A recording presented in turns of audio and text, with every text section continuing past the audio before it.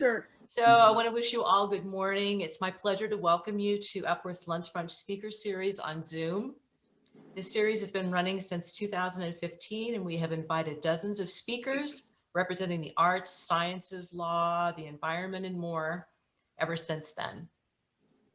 We're grateful that we have the opportunity to share this event with you via Zoom so that we can all continue to connect with each other, learn new things, and add meaning and purpose to our daily lives. We should give ourselves a pat on the back for learning how to use technology that is new to us. It's good for our brains, as I'm sure our guest speaker will attest to. First, a few announcements. Next month's speaker is Dr. Vijaya Nagarajan. She is Associate Professor in the Department of Theology and Religious Studies and the Program of Environmental Studies at the University of San Francisco. Give me 1 second.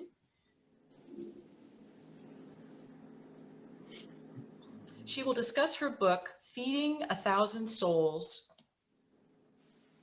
Women, Ritual, and Ecology in India, an exploration of the Kolam. She is also a member of Epworth's Tai Chi class, so some of you already know her. Yeah. Our live-streamed Epworth Community Concert Series continues in December with a classical concert on Sunday, December 13th at 4 p.m. These concerts are free and streamed live on the Epworth Facebook page. Please contact me for more information, or you can also go to communityconcertepworth.org. Before I introduce our guest speaker, I'd like to ask everyone to mute themselves during the presentation. If you have questions, please feel free to type them in the chat box to the right on your screen, or you can ask them during the Q&A portion of the talk at the end of Elliott's talk.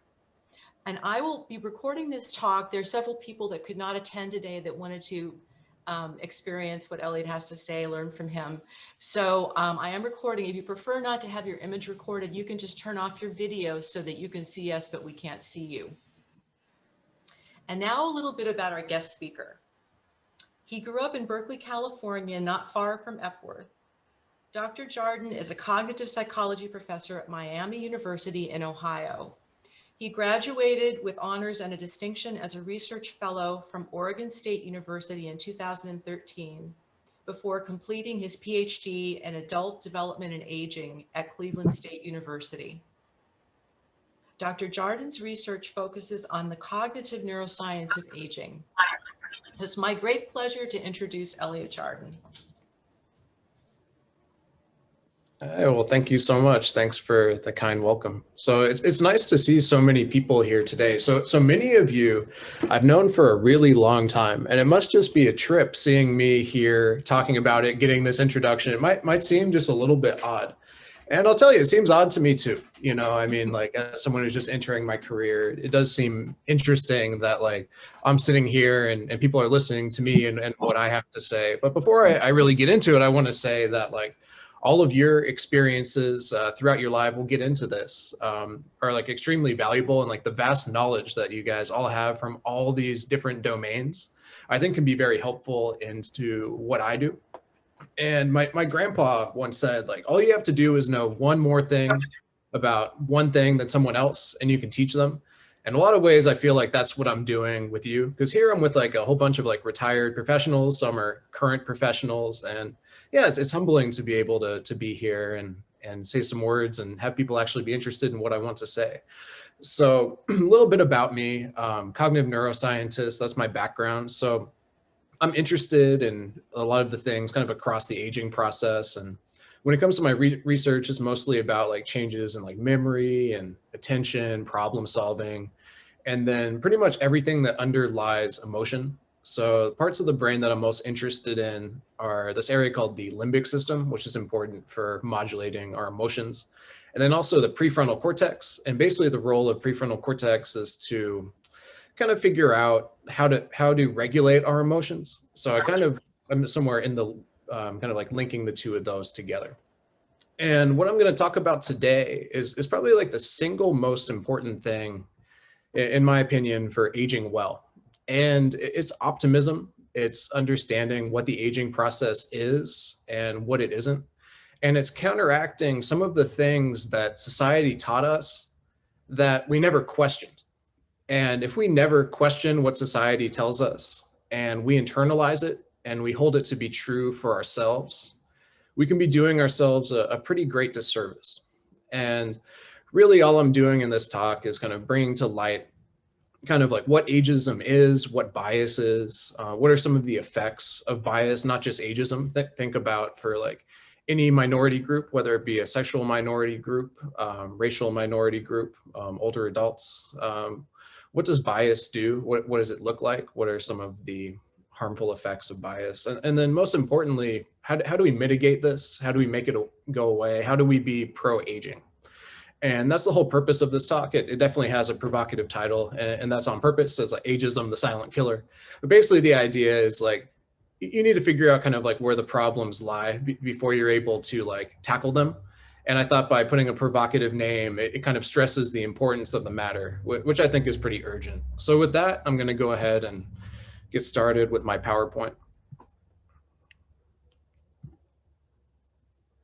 So people able to see this okay? Is this working out so far?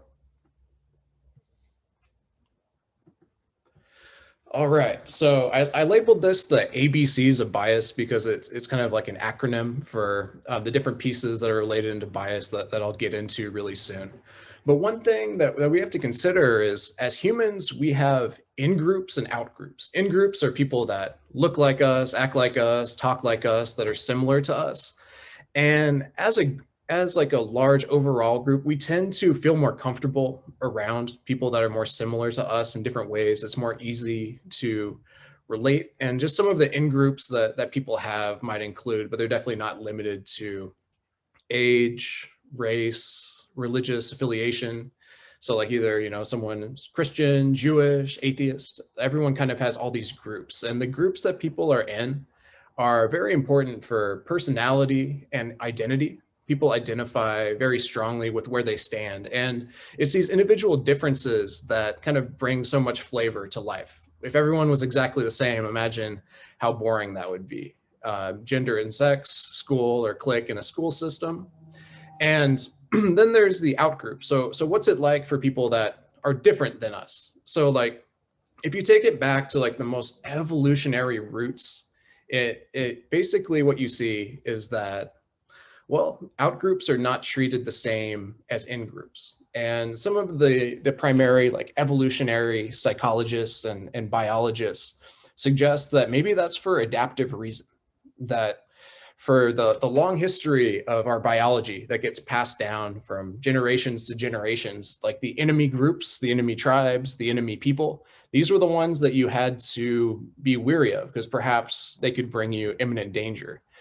And other groups, out groups, these are just any group that you perceive as different from yourself. So what are some groups that you perceive to be your in group? A lot of times when you think about like, oh, I belong into this, I belong into this, I belong into this, it establishes like a key piece of like identity and like who we are. And what are some things that you perceive to be your out group? So kind of like, where do we stand in life? What are some in groups and some out groups?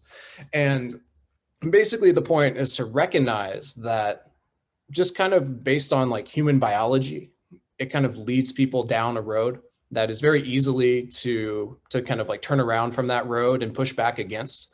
So one thing that makes humans so much different than any other species is their ability to reason and be able to break rules. So humans that have this prefrontal cortex that can completely override any of our like emotional or instinctual urges. And this is kind of like the light at the tunnel for humans, is like, we have the ability to act in the way that we need to act, to perform in the way that we need to perform. We just need to figure out exactly what that is. And I think that there's a great potential for this in-group and out-group stuff to slowly dissipate. And this is something that I don't think is actually all that possible in other animal species, even some of our closest relatives, for instance, like the great apes. So for a lot of the groups that we have, we tend to stay in that group for our whole life. And sometimes we kind of switch. Like I considered myself a Californian for a long time. And then I was like an Oregonian. Now I'm so much of an, now I'm in Ohio, you know, and basically like some things change. and a lot of things stay the same. And overall, in-groups and out-groups are fluid and intersectional. Like these change with time, kind of like where we stand. And one that's incredibly fluid and transitional is age. And why this is so important to consider is, for the majority of humans, we live the vast majority of our lives not being older adults, right? And with not being older adults, it gives us time to acquire harmful thoughts and ideas of the out group, which is the older adults. And this is particularly harmful because if you were to think about it, you're developing ageist tendencies for your future self. And we'll get into what are some of the potential issues with being ageist towards yourself, kind of like going against whatever group that you're in. And just realize that like internalized feelings about different groups, they're extremely influential to how we act. So like some of the biggest barriers that we have today as a society are like getting over like internalized stigmas for different groups. Getting over internalized feelings, like internalized racism is a big barrier that many people have to jump through. And internalized ageism is one as well. So what's in-group preference called? Basically, we're getting into like the key pieces of like what's bias, what are stereotypes and so forth. And just want to get into like some of the key terms. So basically like where we stand so far is like, as we get older, we switch from our groups, and what was once something that was the outside group, like, oh, we don't like the older adults. All of a sudden, next we're turning into older adults, and that's kind of a trip in a way to kind of like go through and change. So I'm just going to define some key terms that are related to what we're going to talk about today. And one is bias. This is an inclusive term referring to all forms of differential thinking, feeling, and believing towards anyone based on group membership. So this is thinking or feeling or believing that someone's different just because they don't stand within your group. And biases can be broken down into three major subcomponents. So these are components that we hear about all the time. And perhaps these are components that you're very familiar with. I'll go over them fairly quickly. So bias can be broken down into three major subcomponents. And one is a stereotype. We'll get into that. Prejudice, and then lastly, discrimination. So what are each of these terms? How do they differ? Are they the same? These are questions that not everyone can answer always like readily right off the top of their head. So we'll go ahead and get into this. So earlier I said like the ABCs of bias. So one of those letters is cognitive. So that's C for cognitive. A stereotype is a belief that's generalized to all members of a group. It's the cognitive component of bias. So basically it's like our ideas and our thoughts that other individuals are different based on some like not very well substantiated, but overall like culturally accepted norms for how individuals act. So what are some functions of stereotypes? In some way, stereotyping is actually like really important for the way that we process our world around us. So what does that mean? So basically, we have all of these mental shortcuts that are called heuristics. And these mental shortcuts, basically what they do is they give us an idea of how the environment is going to act, and it saves us a ton of mental power. So for instance, knowing that a lion is dangerous when you're walking down the street, knowing that like a snake is dangerous. So you have your schema of what would be like a lion or a snake. And then part of it is that like, this can be potentially harmful. This can be bad for me. Like these kind of things can be very functional, and they can be actually very helpful to us. And our schemas can bring us, great deals of positivity, and they can be very helpful, and they can be very necessary. And some might even say that it's like a factor of intelligence, and it's one of the things that you need to learn as you get older, is to be able to categorize. Because without categorizing, you would have to like work through every single situation as if it was novel and brand new. and it would be a huge tax of cognitive resources, and you probably wouldn't come up with the right answers all the time. But it's the same function that's adaptive in some situations that's extraordinarily harmful to us. And it's just the basic idea of putting things into categories. So what are some things that snakes are like? Well, you know, you can recognize a snake based on its shape, how it moves, different things about it, different things, you know, like venom. And this can be helpful in like some situations, but in other situations, if some of the things you hold to be true for individuals of different categories is harmful, is definitively negative, this can lead to some pretty major problems in society. And ageism is one of these that I'll get into. So those are stereotypes. Now, prejudice, this is emotion that's directed to members of a group. So it'd be saying, I don't like this person because they do this, or they do that, or they live here, or they talk with this accent, or this, or this, or this. So like any different kind of like differentiating piece between one person or another is a possible form of prejudice. And for whatever reason, we tend to, like, birds of a feather flock together. See, it, like that kind of saying holds true to some extent, but not also in other circumstances. Like I'll get into ways of breaking that down and having that kind of go away and stop being a problem that we have. But prejudice, think of that as the affective component of bias. So that's the emotional piece. So I don't like people that like this baseball team. I don't like people that wear these kind of hats. I don't like people that eat meat. Like I don't like those people that don't eat meat. Like those are the kind of things that prejudice encompasses. Where lastly, discrimination. Now this is taking things to a whole different level, and it's a differential treatment of an individual based on their group membership. And we'll get into different ways that kind of like society normalizes discrimination against older adults through all different kinds of avenues, namely healthcare, and talk about discrimination, which is the behavioral part of bias. So this is actually treating somebody differently based on their group membership. And for many people, probably many people in this room, governmental discrimination against individuals based on at least like one part of their group membership has probably like been the case for many people. And slowly having things overturned is probably things that people have even seen in their lifetimes. So tying this all back into ageism, let's think about and question some of the things that society tells us older adults are like, how they act, and think about them and see like, well, is this true? Does this apply to me? Is this just another harmful stereotype? Basically, let's just kind of go through. So first off, some major studies.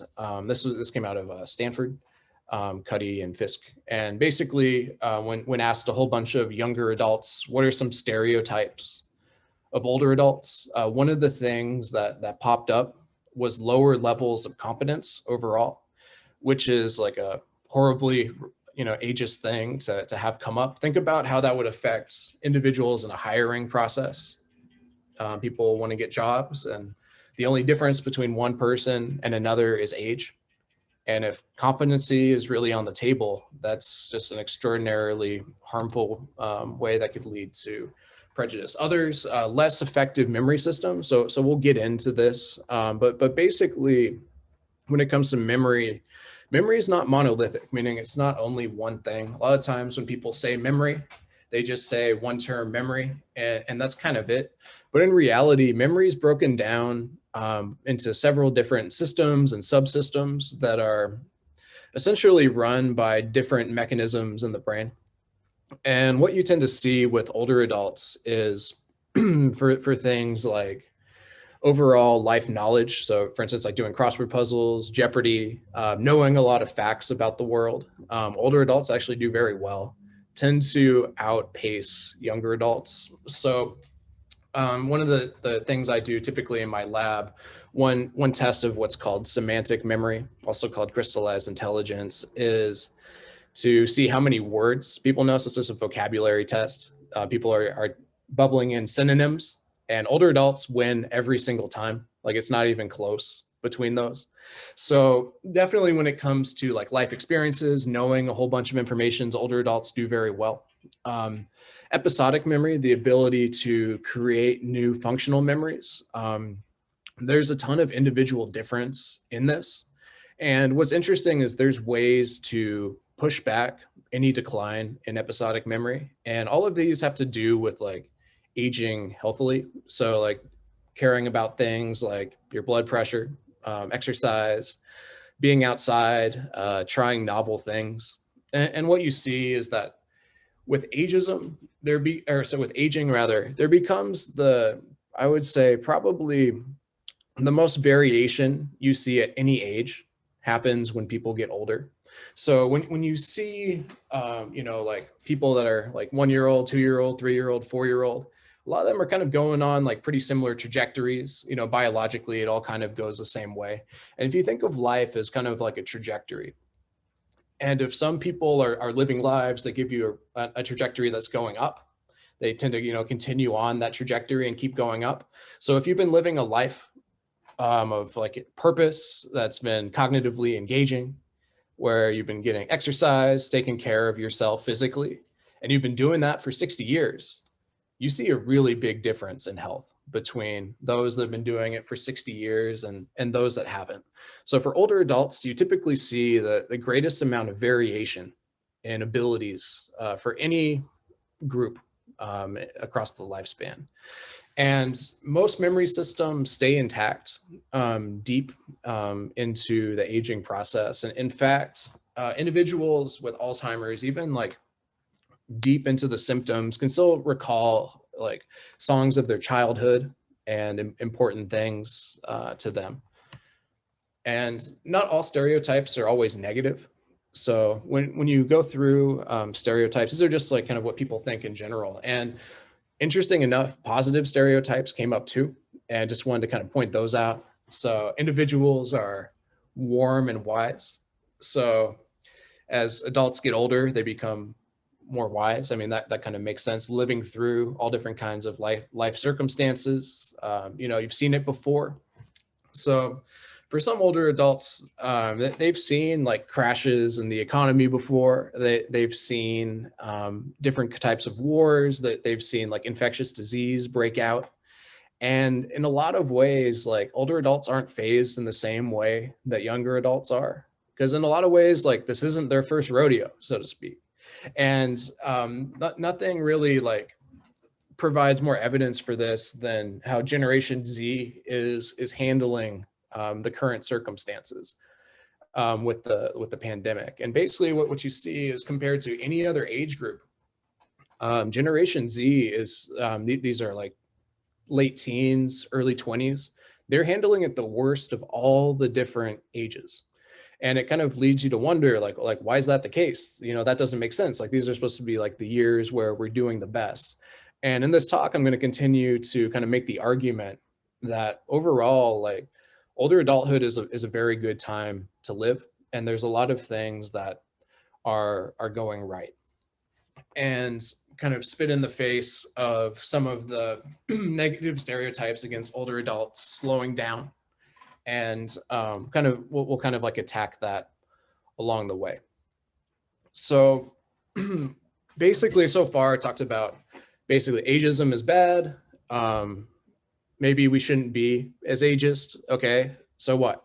So why this is important is because we're able to change the way we see aging. We're able to change the way we view stereotypes.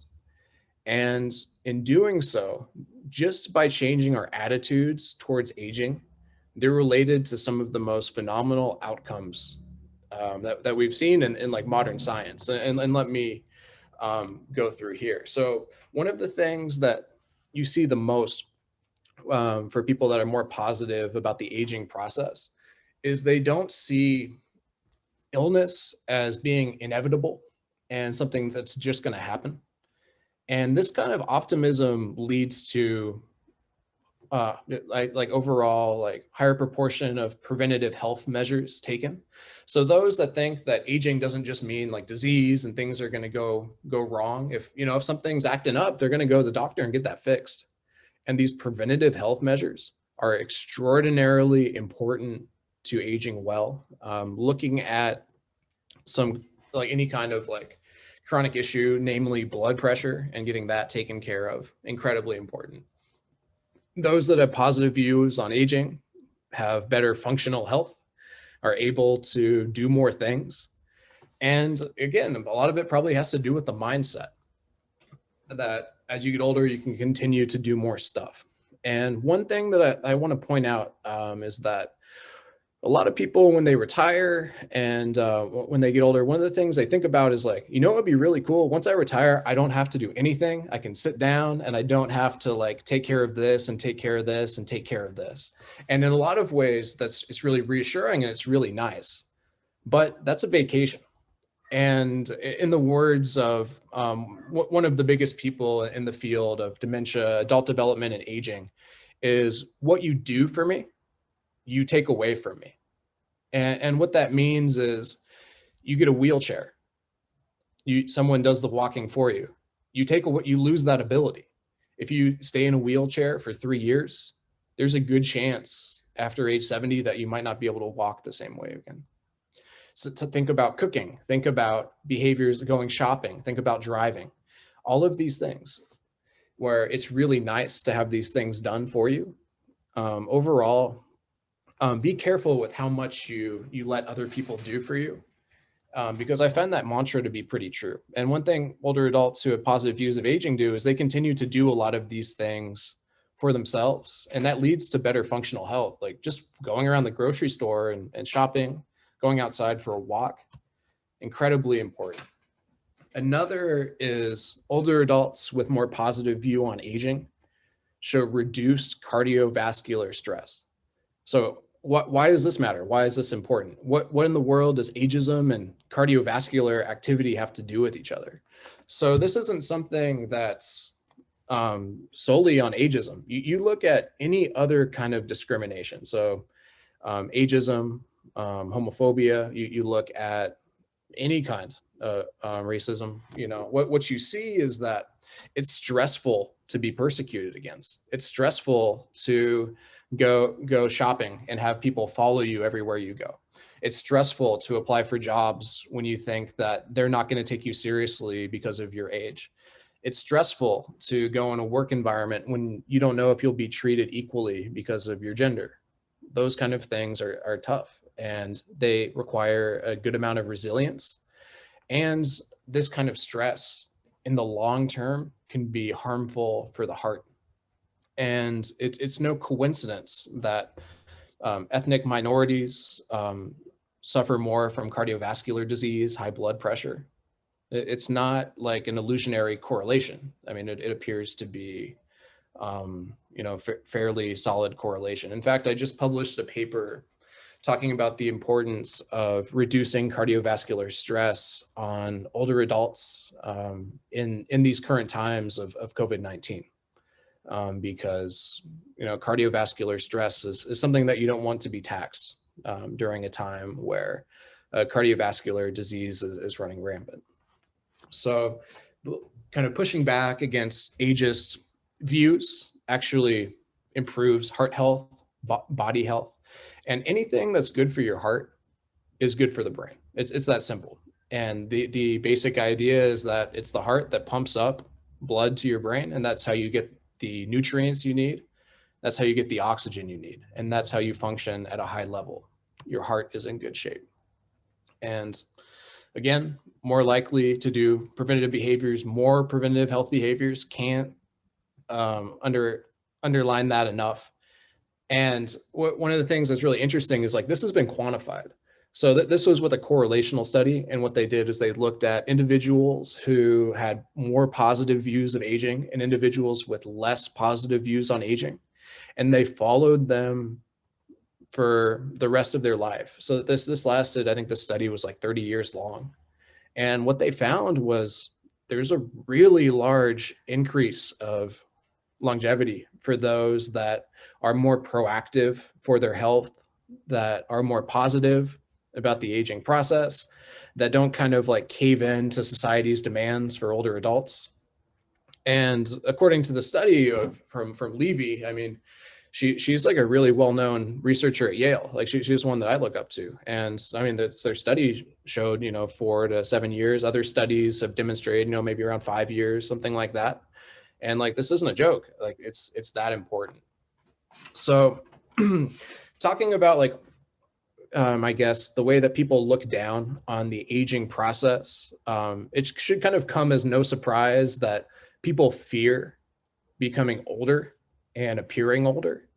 Because if you appear older, remember, like it's tied in with things like, oh, maybe this person has lower competence, maybe this person won't get a job. And then you tie it into a whole other domain, one that I haven't touched on, where there's an intersection between sexism and ageism. Older adult women feel the pressure of getting older more so than men. And as a result, you see this in men and women: anti-wrinkle, hair restoration, particularly hair restoration, but also like Botox. Basically, like it's a very, very large industry where people are doing what they can to appear younger, color their hair, use different kind of products to look younger. And, people make a lot of money on it. The companies that do this put a lot of money into it and get a lot of money from it. And it kind of makes you wonder, like, are we really putting this much money just to appear younger? It's interesting, and in a lot of ways, it's no surprise with the way that people are treated when they look younger versus when they look older, not having to deal with as much ageism, being more likely perhaps to get a job. There's been many studies on business, who gets hired and who doesn't. And those that appear younger and in better shape and more physically attractive are more likely to get positions than those that aren't. And that's just, another way that people encounter bias. So really large industry. And it's really no surprise why people want to look younger. It's that perhaps younger people just get treated better under different circumstances. So next, I want to kind of create a parallel between ageism and cognition. And before I can go too deeply into it, I have to explain what implicit ageism is. So right now we're at a time where people actually understand implicit bias way more than they used to. And I would like to credit the Black Lives Matter movement probably for being one of the key groups pushing this forward. So basically, what is implicit bias? The idea of implicit bias is that we have our natural biases. So for instance, our stereotypes, the way we see other people, these happen automatically and pre-consciously. And there's been all different kinds of evidence for this being the case. So without going into like too many of like the intense neuro studies, just the idea is that there's a connection from the eye that leads almost directly to this part of the brain that's called the amygdala, which is important for the fight or flight and stress response. And for those that are presumably seen as a threat or different, it turns on this fight or flight response before the information gets processed enough for us to consciously make that decision. So I know that was kind of like a higher level piece of information, but the idea is that we feel threat before we identify it ourselves consciously. And that's where implicit isms come from. And implicit isms are just based on kind of like our biases as people. And they lie largely outside of our conscious control.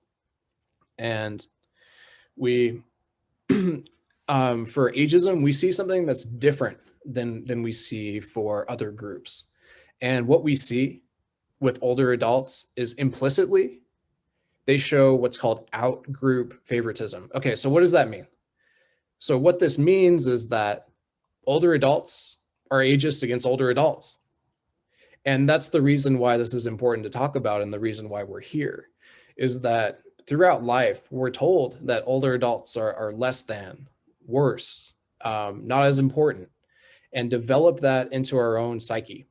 And as we get older, like sometimes that sticks around and that stays. And this is one of the only groups where you see favoritism, not for your own group, like older adults.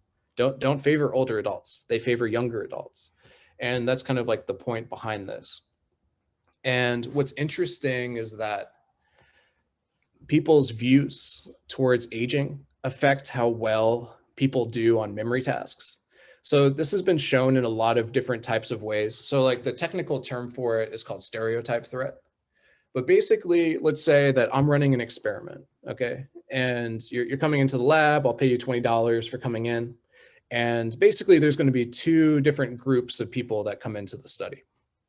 In one group, they're going to read a newspaper that just has the regular events that went on today, nothing special about it. And then another group are going to read a newspaper that talks about how memory for older adults gets worse. And what you see is those that read the paper that say that older adults' memory get worse, it actually does. They believe it, they buy into it, and they perform worse on memory tasks. So what does that show? What that shows is that stereotypes and bias are strong enough to affect our behaviors when we buy into them. And when we don't show these effects. So if you ask someone who read the newspaper that said, oh, this actually isn't true, older adults actually do just fine, what you see with those individuals is they did just as well or better than the group that just read the normal newspaper. So taking this all back, it's very easy to be ageist against one's own group as they age, because individuals are taught that older adults aren't as good for their whole lives. And by changing our belief system, we can actually perform better on cognitive tasks. And that's what has been shown overall with cognitive psychology.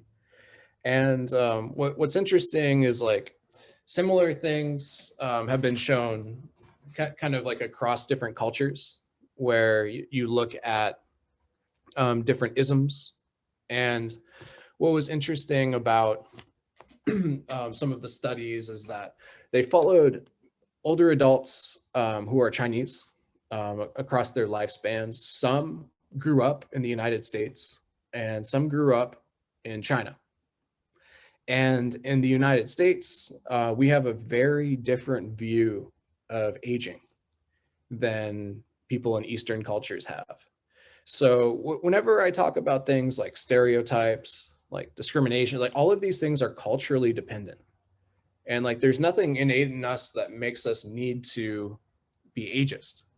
And not all cultures have the same perceptions and ideas of aging. And in Eastern cultures, namely China, for this experiment, aging is thought of more so for the wisdom that it brings, for being the leader of the household, the spiritual leader of the household, for being the individual that people go to when they encounter problems. And just perhaps by living a life without having to deal with the stress of being perceived as less than or disliking aging, older adults in China do better on cognitive tasks than Americans do. Chinese Americans do. And it's just pretty shocking to see. But just the idea is by changing the way that we think about aging, there's multiple lines of examples for how this is helpful for our cognition. One is from a societal example about China, and the other is experimental manipulation that I just showed about how not believing ageist stereotypes leads you to have strong memory. And basically the connection between them is pretty clear. And when it comes down to it, ageism is prevalent in the United States, and definitely sociocultural factors play a really big role in the way we understand aging and the way that we see older adults. So now that we know what aging is, why it's bad, and how it's important to change our mindset towards aging, I want to shift us now to talk about how can we stop this from happening at a greater scale.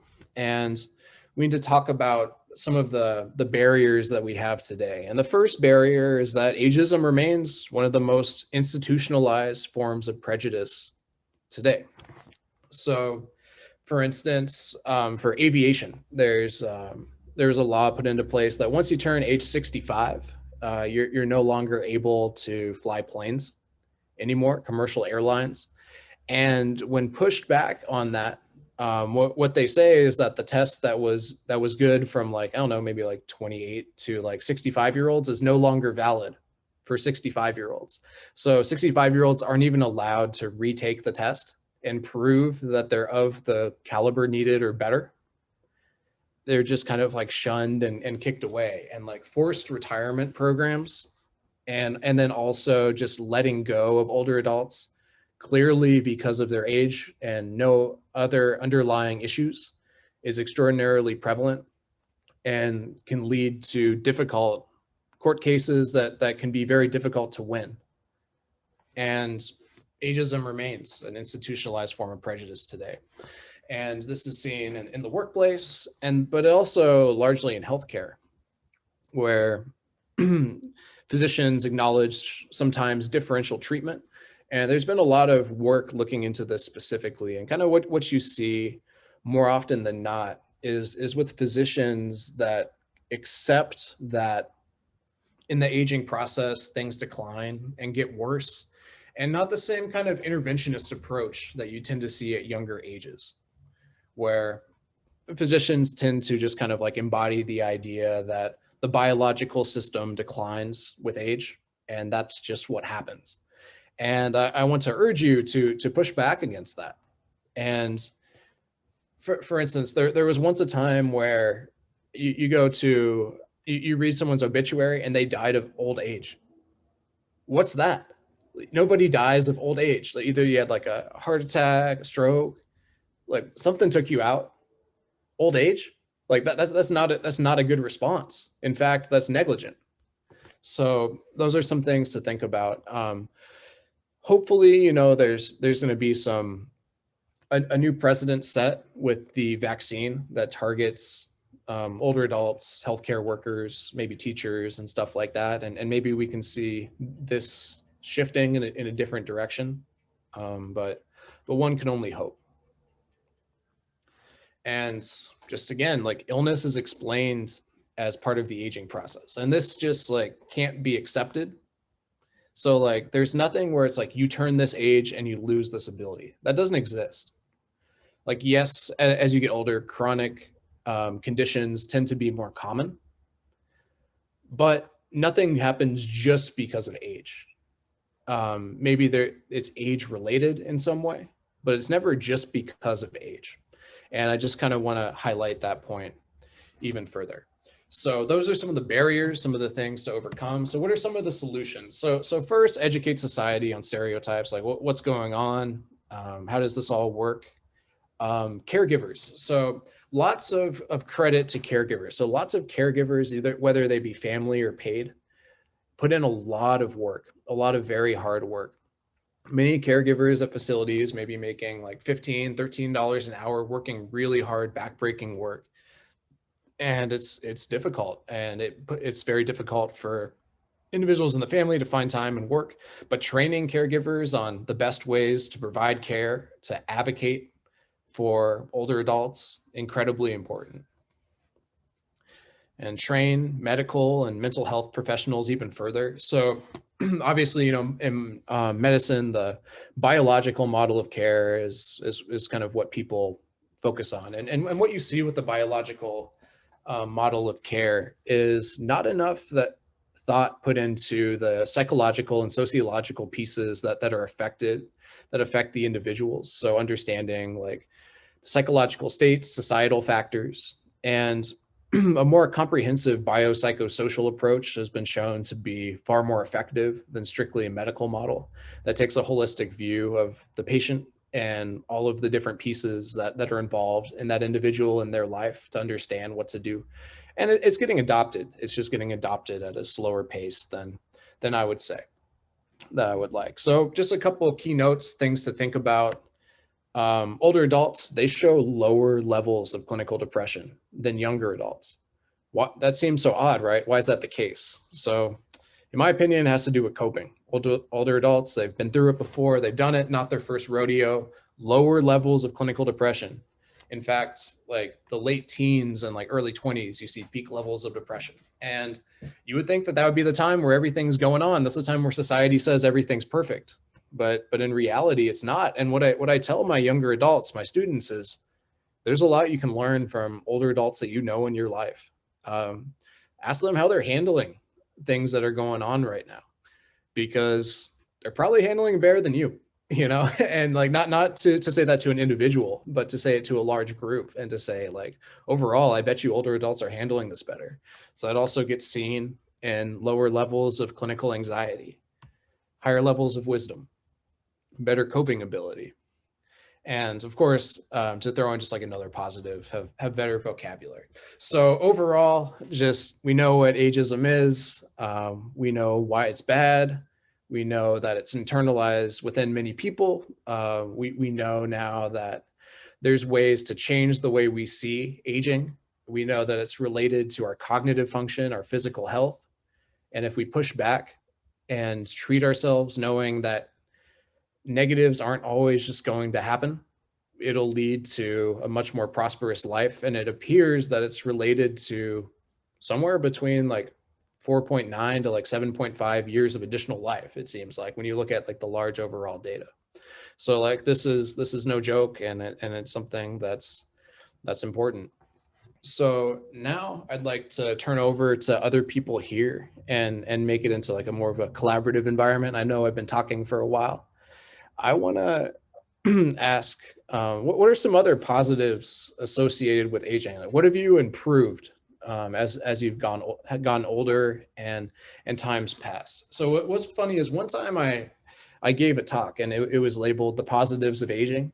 And you know, before the talk even starts, you know, I'm just like holding a coffee, and a guy comes in and he says, "This is going to be a very short talk." just saying, you know, there's not too many positives you know, related to aging. And, you know, luckily I was able to change his mind. So take a couple moments to think about like, what are some things that have improved in our lives as we've gotten older? And just wanted to, you know, take some questions, have like a little discussion about that. Great. I'm gonna. Yeah, feel free to unmute or use chat. Anything works.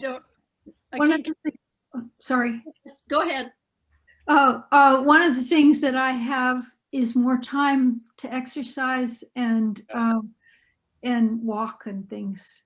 Yeah, so that's so important. I didn't have before because I was teaching and working very hard. Yeah, the amount of time individuals have for leisure drastically increases, Yeah. and that's a nice thing. And travel too. Ooh, travel. Yeah, see. Well, it's not now, difficult. but you know. Yeah. I think another thing, one develops a sense of gratitude, and also thinking more about, with grandchildren, what is our legacy? What is our, what are we leaving, and what do we need to commit to so we can be proud of our legacy? Yeah. Very good. Well, I think we have more patience. Go we ahead, just Bobby. speak up? Okay.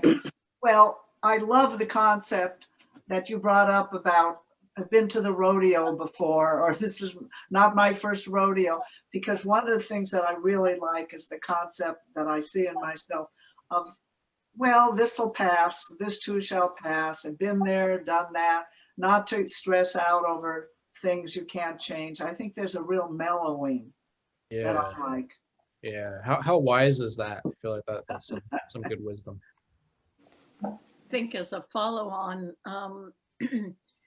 coming with, along with this shall pass, there's an awareness that we have choices to make in life.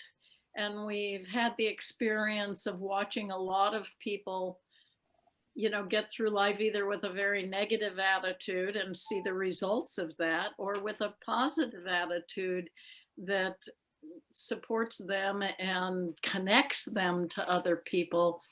And we've been able to observe that we have choices to make about that sort of thing. And we can choose to be happier. Right. So thank you for this thinking. Thank you. Toby and Positivity is then so Judy. Toby. Oh, okay. I just wanted to say, because Elliott said we could change things.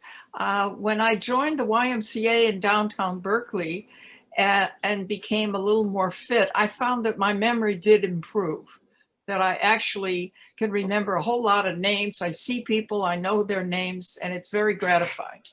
Yeah, so research shows that. So in fact, like the relationship between memory and exercise, we kind of learned that by accident. It actually all started with rats. And what happened was they were doing a study on something that wasn't related at all. They were studying sex hormones in rats.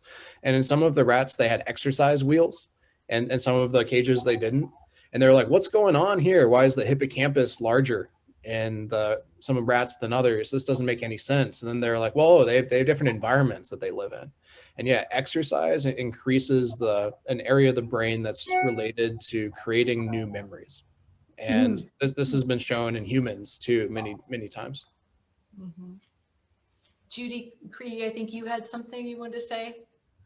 Yeah, back to a value about getting older that I've discovered. It's the no longer trying to prove myself. I think that for youth and adulthood until around retirement age or whatever, it's always about, oh, I'm supposed to be somebody, and striving to prove ourselves. And I've let that go. And what a relief to let that go. I worry about how the messages that we tend to give our children now, which is always like, well, you can be anybody you want to be. You can be, and we point towards these ridiculous goals like, an astronaut or whatever it might be. And when really the message should be, no, it's just being who you are and just being that. Yeah. So that's one value of it. Yeah, being comfortable with oneself, knowing oneself, so important. Mary Carlton. I think one of the great things about aging is that you no longer have a big potential. In other words, I don't know if you remember the Peanuts cartoon where the little girl says, there's nothing worse than everybody saying, oh, you've got so much potential.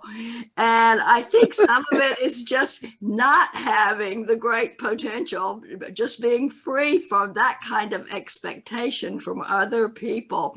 And I guess the other thing is possibly the best thing that when I think about my life and aging is that I don't have to go to high school anymore. And by that, there's nobody else who's telling me what I have to learn. Right.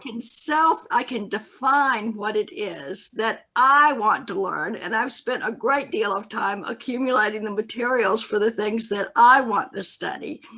And there's nobody around who is the boss of me, as people say, who tells me that I've got to pass an exam in something. Yeah, I think autonomy is so important at all stages of life, but I think it really gets highlighted for older adults. So when you say things like, yeah, you have all this potential, you can do all these things, in a lot of ways, it's also really limiting. So with the rewards comes a heavy sacrifice. So yes, you have all this potential, but to fulfill that, you have to sacrifice so much, spend so much time learning something. What if you don't like what you're learning? Right. Like it's a lot of pressure to live up to. Yeah. Lemural. I remember from when I was 23 and doing my orals for my master's. I had been teaching for 3 years and I was getting my master's, and I said to my committee, and they didn't really do committees, but I didn't know that, so they did it for me. I had 3 professors, and I said, don't ask me what I know, ask me who I know. And I thought I just had a great time with them because I didn't answer every question. But also we recently received a message from an acquaintance we met in Argentina who said, he's about my age, which is 82, and he said, I'm starting to learn Spanish. So it's never too late to do anything that you want to do. Pretty good. Absolutely. Yeah, you can still learn when you get older. Yeah, that's like a myth that got squashed a long time ago. Yeah, it used to be that was a stereotype I didn't put on that maybe I should have. The old dogs can't learn new tricks. That's definitely not the case. So yeah. Irel, do you have something you wanted to say? If you have to unmute yourself. Can't hear. We can't hear you, Irel. Irel, you're muted.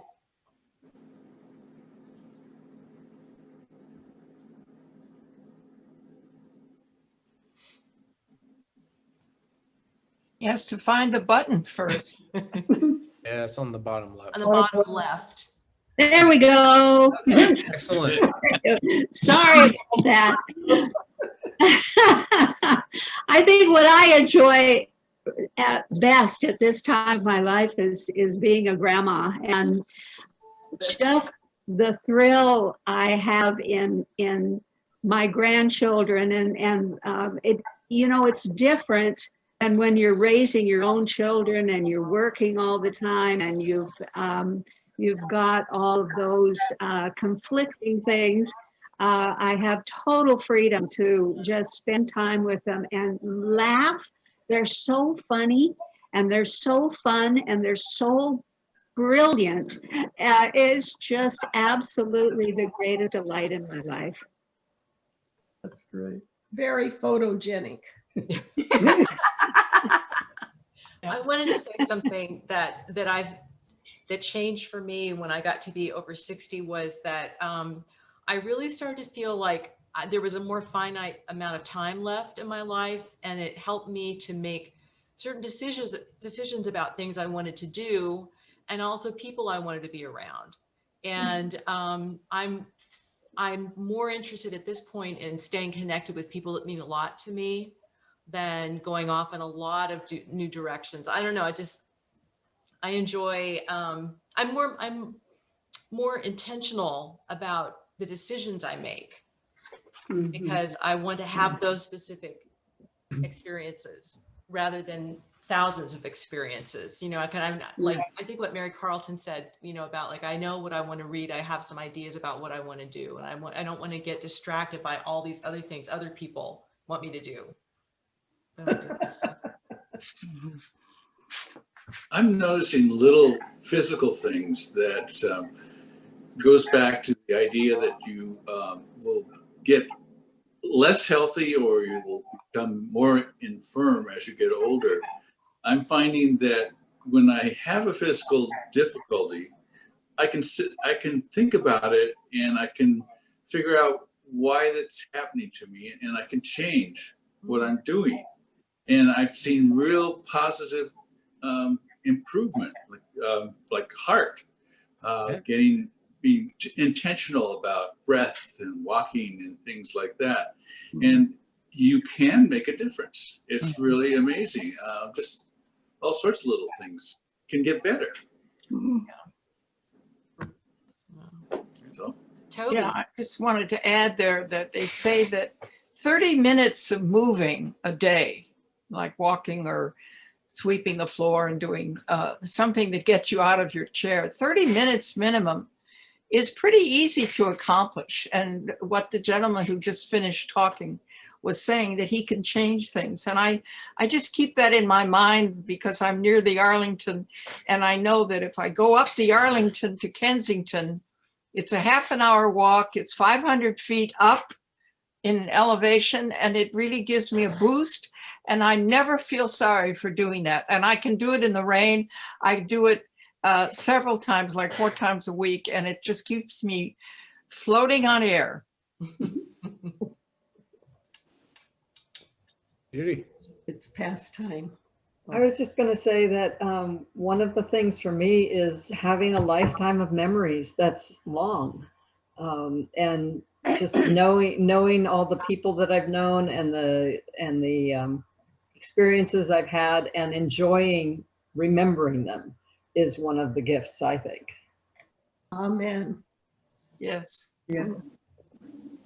And they say travel is broadening. It broadens your horizons. And I'm very thankful for all the travel that my husband and I did over the years. And we were married 62 years, and we spent a lot of time living abroad and making friends. And it was just wonderful to look back on. Oh, yeah. Yeah, cognitively, novelty is one of the most important things. So whenever something's brand new, you're starting as a beginner, and starting as a beginner at different things and working your way up is so important. So every time you travel somewhere new, you're a beginner to that area. Sometimes you'll be a beginner to the language, and Yeah, it's for so sure. important, so good. Mhm.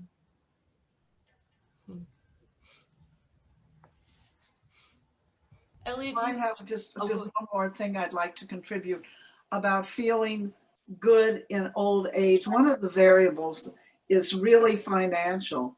And we in Ashby Village, probably most of us are not suffering financially. So if a person has a basic feeling that my needs will be met, my material, my emotional needs, my financial, it's really a very calming, as opposed to struggling when you're younger and working towards retirement. So I think that's an important variable that people that are struggling probably would cause a lot more stress and depression.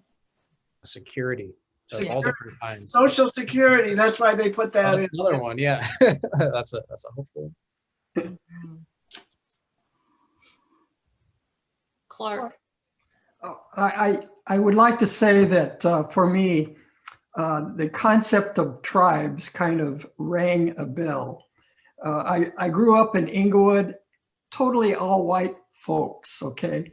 And the introduction through my lifetime into various tribes, whether it's up in Berkeley, which is a beautiful tribal experience, whether it's in Marina Bay, where we have people from all over the world living down here that I'm becoming acquainted with. And consequently, my tribe has become significantly larger. My life has been enriched in the most marvelous ways. And most of that I can really attribute to my wife, who is fearless when it comes to seeing the world and doing strange things. Okay? So it's a great awareness to have experiences, but at the same time knowing that there are many more ahead, and that we are truly we are grateful. We should be grateful for the fact that we are still around. We feel healthy. We have an amazing group of people to become part of our experience. It's a wild and wonderful life. I have a question for you, Elliott. How can we as older adults advocate for ourselves and advocate for others who feel ageism in their lives? You know, whether it's at work or at not feeling seen or respected in their environment that they live in. And I know probably if I said, has anybody ever felt ageism, people would say, yeah, I have, somewhere in some way. How can we advocate for ourselves and be part of the movement that shifts the thinking around aging? Yeah, so I mean, I think that's a great question, and there's so many different ways to go about it.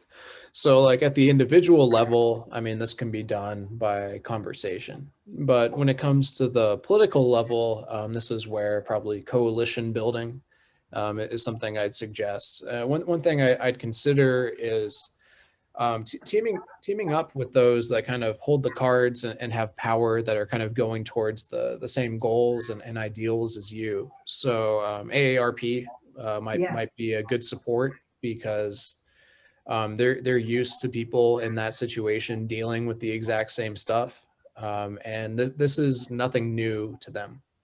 And going to a strong, well-known, reputable organization for support and resources would be what I'd recommend. Mm-hmm. Does anybody have any remarks about how either ageism you felt or how you've dealt with that? Or the reason I bring this up is when I haven't done them lately, but I usually once a month would interview someone from our older adult community, write about them, because I wanted to kind of express different ways people age and how they feel about aging. One question I would ask would be, what are some of the stereotypes about you that are false, or about you as an older person that are false? So I'd be interested in hearing what some of you might have to say about the ageism that you've felt, or the stereotypes about being older that you've experienced. Judy? Well, one comes to mind because as a younger person, I was very much an athlete. And a few years ago, I did a trip. We did a lot of hiking, and I came home and I had some discomfort in my toes. And I went to the doctor, and I was referred to somebody in a PT place. And I said something about I wanted to do what I could do so that I could continue to walk and hike. And the first response, and I think maybe he thought he was being funny, but what he said was, well, just don't walk. Oh, great. And it was kind of like, yeah, you're old, so your feet are gonna hurt, so just live with it and stop walking. Yeah. And I've had that with other physical things too. Deal with it. Yeah. Wow. Did you say what you thought of him at that point? I don't recall that I said what I thought of him, but I said, I've already been told not to run, so I'm not going to stop walking. There's a place called The First Step or something at the bottom of Solano in Albany, Solano and San Pablo, or The Next Step. And they sell all kinds of great shoes. And since I had problems, they improved tremendously after I got better shoes. Mm-hmm. They're not cheap, but they're very, very supportive. Mm-hmm. Okay. Next step. The Next Step. You've probably It's a great place. It's a great place, and they have all kinds of things there. And yes, indeed, after they had figured out that one leg was shorter than the other, they were even able to give you various inserts and things there. So if you're having problems, I think just going down there and letting that man look at your feet and say what kind of shoes you need would be a good plan. And that's something that physicians do not do. They don't look at the patient's feet. When you go in for a checkup, they rarely have you take your shoes off and actually look at your feet. Right. Good point. Toby, we admire you for walking up and down that hill that you live on, because we can't believe you can do that. I do it several times a week. Plus, with COVID, I get to see my neighbors. Yes. Yay! It's so isolating since Dick died that I really need to get out of the house and see my neighbors. Yeah. Yeah. Katie? On the other hand, what was I going to say? Something about walking. I'll get back to it if I can. All right. That's okay. That's okay. Anybody else? This is so much fun. I miss it so much. Yeah. I really miss this. Yes. I And cannot wait to have you all back at Epworth. Yeah, isn't one of the big things about aging is humor. I think one of the real variables in people's lives is whether they're able to laugh. Yes. That's why this is such a good thing to do. Yeah. I did think of what I was going to say, and I went to I have a new doctor at Kaiser because mine retired, and one of the first things, I was having some aches and pains, and she said, one of the first things she said was, "Do you wear shoes in the house?" And I said, "No, I wear Crocs, but not shoes." And I said, "But I buy good shoes." So she said, one of the things they're finding with COVID is that people are going barefoot and they get really achy and full of pain because of the fact that they're going barefoot. Oh, interesting. And you need support. Your feet yeah. need support. Yeah. And I thought that was interesting. Yeah. Well, I definitely, because I'm still working. Am I the only one of all of us that, no, Laura, you're still working. Anybody else, or is everybody else retired? Meaning to be paid?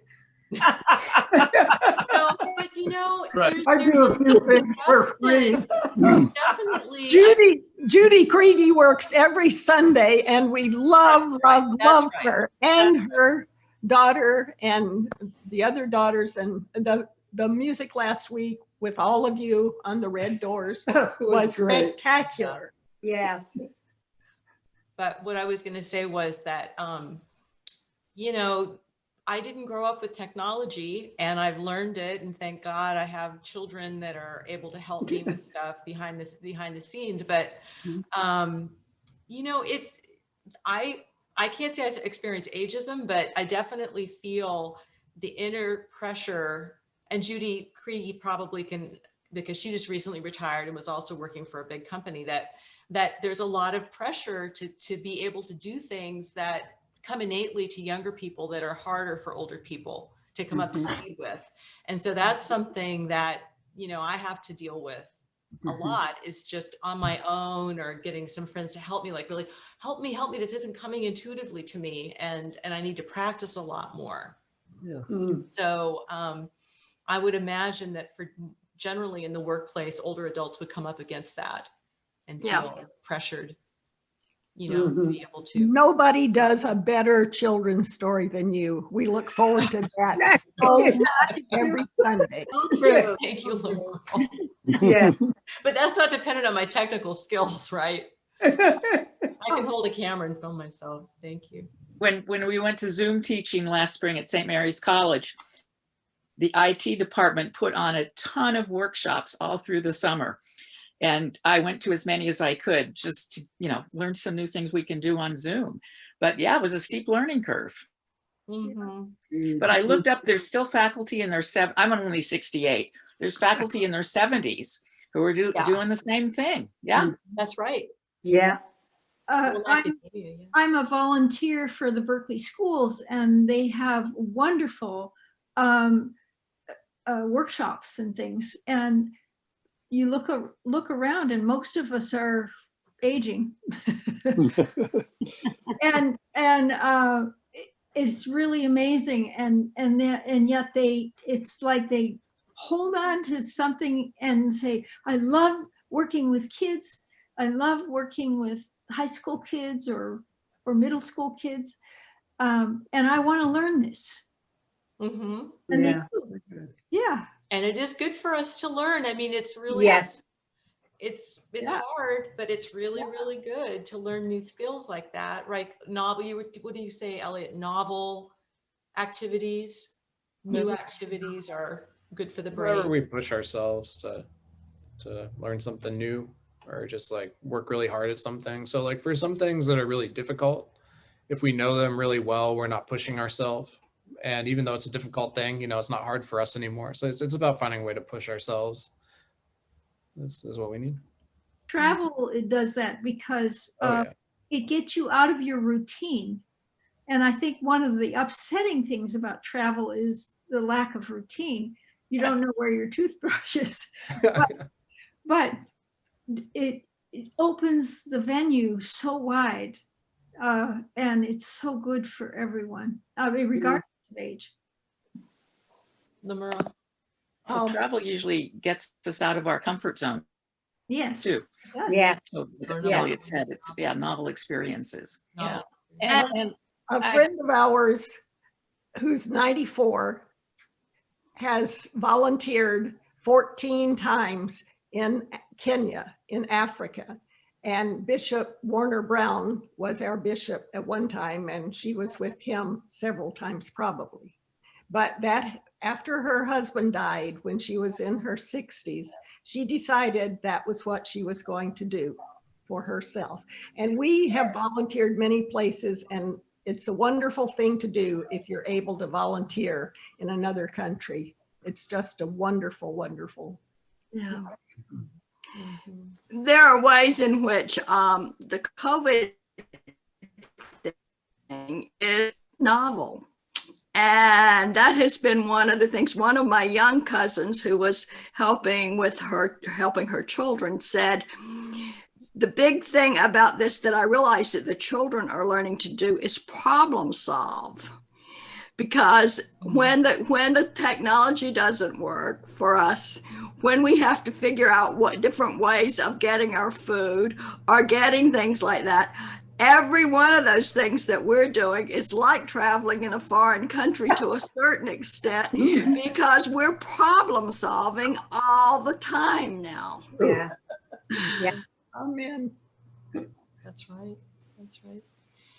Elliott, I'm wondering if you could tell everyone a little bit about your podcast that you do on Spotify, in case anybody's interested in learning more about brain issues, brain stuff.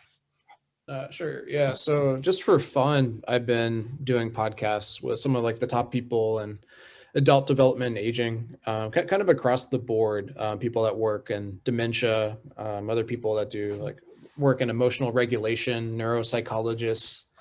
And I'm bringing on a clinical psychologist next time. And yeah, it's a fun little thing. It's on Spotify, and I can send the link for it in chat. But Great. basically the idea is like bringing in professionals and in different pieces. So I've talked about general brain health. There's a new drug that has been kind of, as I guess like is in progress now from Biogen. It's an Alzheimer's drug that works on like the neurofibrillary tangles. And I had a psychiatrist come on talking about that, but I'll just find it now and give you the link. Thank you. Yeah, hopefully you like it. And also, I was hoping perhaps to get some feedback from this talk. So I don't have a set of questions yet, but if you get them emailed to you, if you wouldn't mind filling that out, that'd be really helpful for me, because I'm always trying to get better and improve and, get my message out there. And that would be greatly appreciated.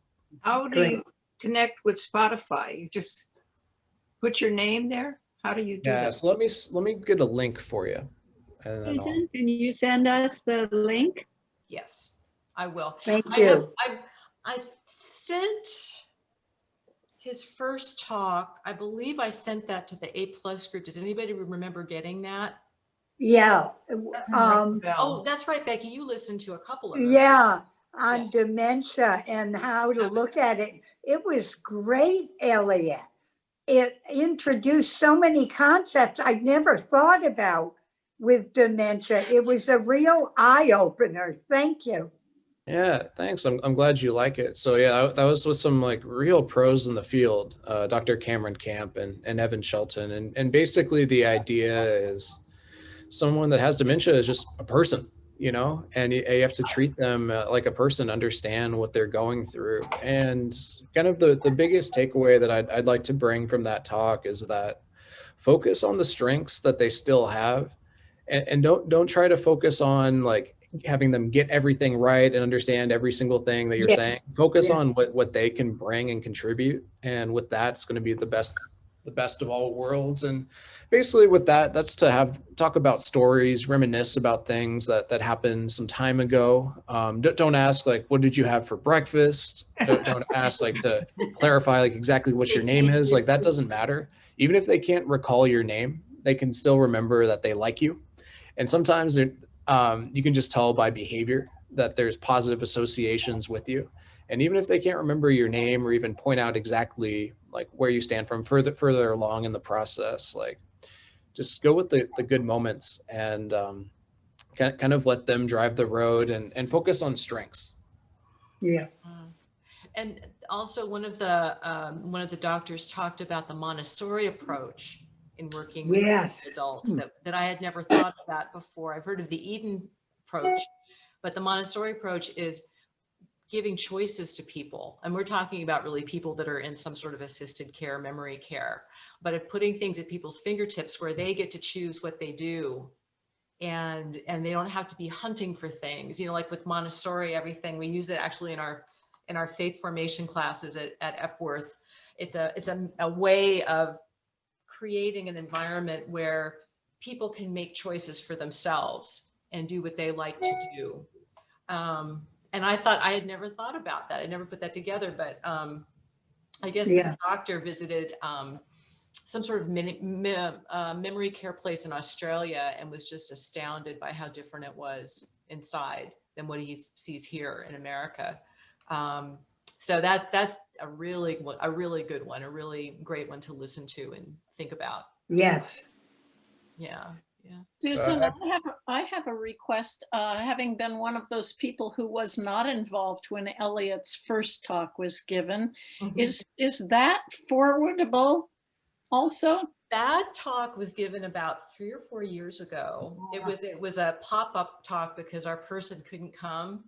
And Elliott was home visiting, and he came and talked about the positive aspects of aging. But I believe I still have his notes, his PowerPoint from that, and I can send that if anybody wants to see that Would one. be most that would be great. Okay, great. Please. Thank you. Well, I think at this point, I think we should say goodbye to Elliott so he can get back to work. I don't know if you're teaching today, but there's a conference. Thank you. Let me say thank you. Thank you, Elliott. Good to see you. Thank you, Elliott. Good to see all of you. Very interesting. Yeah. Thanks for taking the time to come. It was so nice to see so many people I've known for so long, and so many that I'm just getting to know now that are interested in this kind of stuff, taking time out of their day to learn new things. It's just it's a great thing to be a part of. And I'm glad you're Thank you. doing Thank you, Elliott. So I'll be in touch. I will send you some resources and I'll tell you where you can go to get a copy of this lecture in case you'd like to send it to somebody else. Okay. Thank you. Thank you. Thanks very much. Today. Thank you. Bye. Bye.